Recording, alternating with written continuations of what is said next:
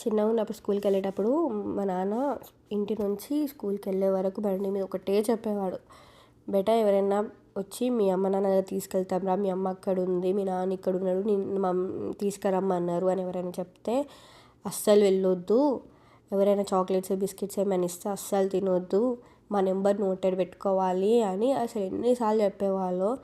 అసలు ఎందుకు చెప్తున్నారు మాకు తెలియదా అని అప్పుడు అనుకునే వాళ్ళం, కానీ ఇప్పుడు రియలైజ్ అవుతున్నాం అసలు ఎంత భయం ఉంటే వాళ్ళకి, ఎవరైనా ఏమైనా ఇస్తే తింటామేమో, ఎవరెంబడైనా వెళ్తామేమో అని ఎంత భయంతో ప్రతి సెకండ్ ఆ మాటలు చెప్పి గుర్తు చేస్తుండే అని అనిపిస్తుంది.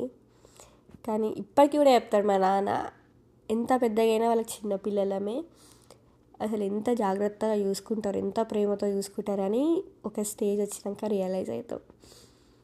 చాలా అసలు ఎన్నిసార్లు చెప్తుండేనో, కానీ ఇప్పుడు అర్థమవుతుంది అది మా మంచి కోసమే చెప్తుండే అని.